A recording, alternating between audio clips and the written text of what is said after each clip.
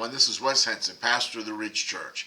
And the Ridge Church campus is located at 7350 Old Highway 13 in Carbondale, Illinois. And I want to thank you for joining me today for this week's small group Bible study for the week of October the 29th, 2023 at the Ridge Church. And today we continue the study, Confident in the Face of Hard Questions. And thus far in our study, we have looked at the question of truth. Is there absolute truth? Well, the answer is yes, and that absolute truth is found in the Scriptures. And then we discussed the question of whether miracles are relevant, and if so, well, what is their purpose? Yes, they are relevant, and they are acts of God that point to Jesus and glorify Him. This week's question is, why do we suffer? And our text is from the book of Job. So if you check out the links, you'll discover a printed summary along with other resources for this week's study. Then I invite you to join us on campus Sunday morning at 9 a.m. as we go into greater detail. So let's begin this week's on-the-go Bible study. You ever heard the saying, well, I graduated from the school of hard knocks? Well, that saying refers to lessons of life that are learned through hardship and suffering. And to some degree, hardship and suffering are a part of everyone's life. And many non-believers refer to the sufferings of life in their attempt to dismiss belief in God. They say something like, well, either God is a loving God or He is an all-powerful God, but He can't be both. If He were a loving God, He wouldn't allow suffering. And since suffering exists, He is either not loving and doesn't care, or He isn't powerful enough to stop it. Well, let's stop right there. In order to make an argument like that, people have to start with certain assumptions. They have to assume that God is the cause of all suffering. They also have to assume that God is unpredictable and arbitrarily imposes suffering on folks. They also have to assume that there's never any purpose in suffering. People also have to presume that their personal definition of suffering applies to every person and in every circumstance. So, an understanding of suffering requires a much deeper thought, and Job is a great starting point for that. So what exactly can we learn about suffering from Job's life? Well, you remember Job, Old Testament book of Job. That book opens up with Satan asking God for permission to test Job in order to expose the shallowness of his faith. Satan says to the Lord, well, yeah, Job serves you and he follows you, but he only does it for what he can get out of it, only because you bless him. Well, let something bad happen to him and he'll curse you to your face.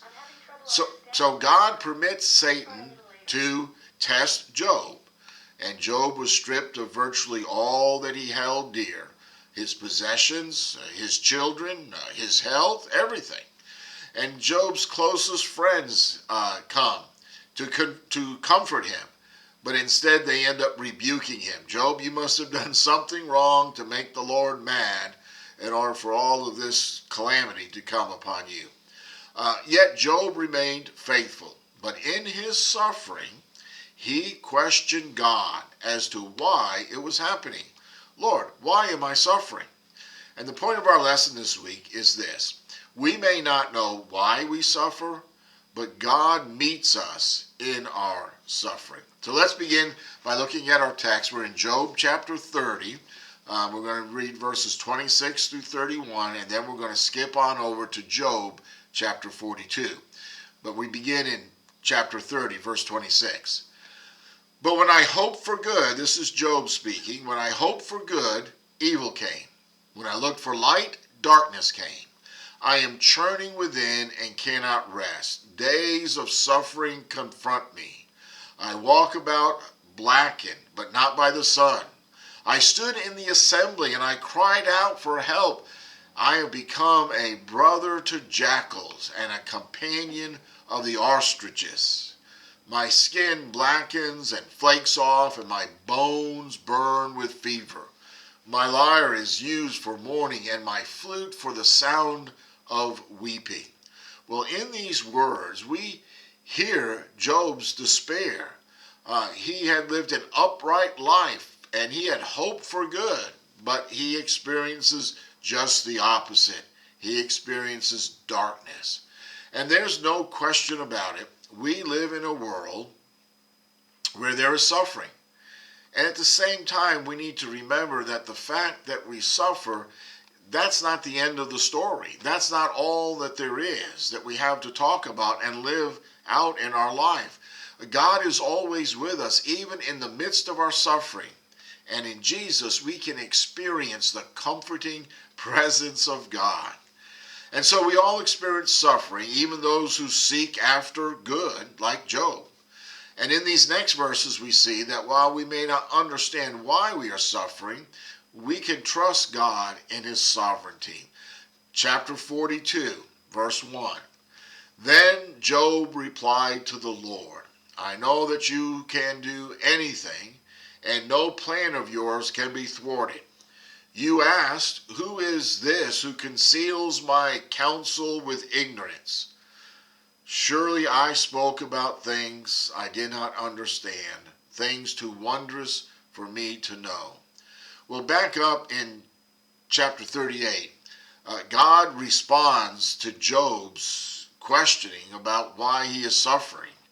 And God responds to Job for 4 chapters, and he asks Job question after question after question, and God never gives Job a definitive reason for his suffering. God didn't even try to justify his reasons for allowing Job to suffer. Rather, God sought to reveal more and more of himself to Job. And God described, in revealing himself to Job, God described his immense power in being able to establish the creation in every single aspect of it, the deep seas, the great mountains, and the skies above, and the stars, and all of those things. And God then challenged Job to give a rational argument as to why he felt qualified to judge the motives and the actions of God. And then Job's eyes were open, and he realized that he wasn't qualified to judge God. And he recognized that, maybe God may have some positive reasons for allowing suffering that he wasn't qualified to question. Well, what are some of those possible positive outcomes of suffering? Well, let me throw out a couple anyway, ideas, and you can see if there's any value to them. One, through suffering, we may gain deeper insight into our personal relationship with God. Number 2, suffering may be a witness to believers. Suffering can give believers an opportunity to witness to non-believers. Thirdly, suffering may bring us to God. Suffering can lead a non-believer to turn to God. And then fourthly, suffering can make us more like Jesus. Suffering can cause believers to be conformed more closely to the character of Jesus. Well, in the next verses, we see that we can experience the presence of God even in the midst of our suffering.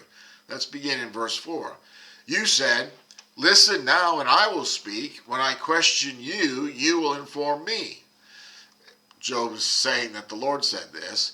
And then verse 5, Job says, I had heard reports about you, but now my eyes have seen you.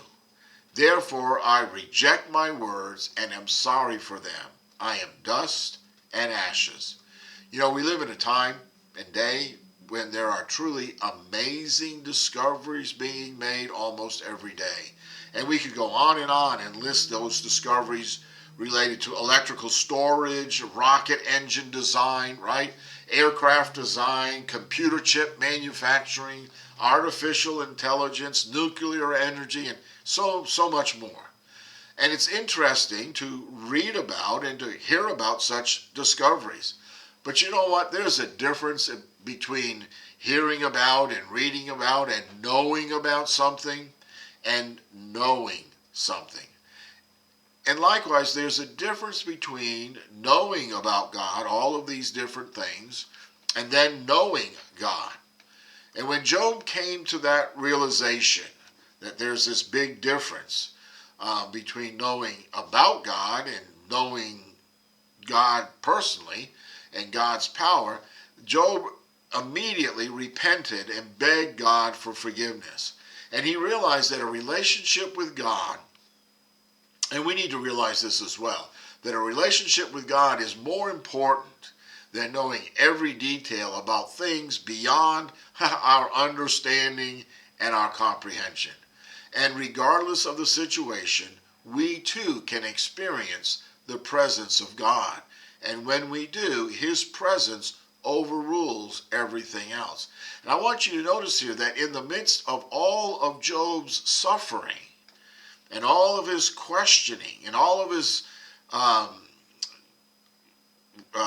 not understanding, that God was present with him. God was there. God did not leave Job to suffer alone, but God communicated with Job all along the way.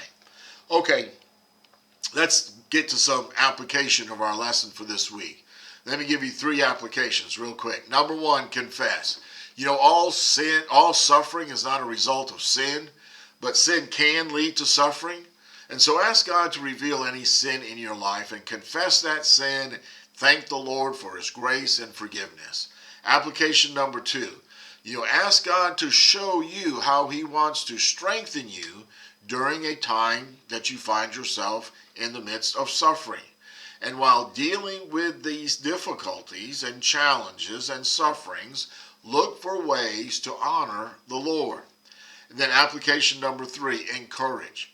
Everyone's experience with suffering is different, but share with someone how God has helped you and has strengthened you and brought glory to himself during a time of hardship or suffering in your life. Okay, let's wrap all of this up for this week. We may not know why we suffer, but God meets us in our suffering. Okay, folks, if you check out the links, you'll discover a printed summary along with other resources for this week's study. And then I invite you to join me on campus this Sunday morning at 9 a.m. as we go into greater detail. Thank you for tuning in, and I'll see you soon. Bye now.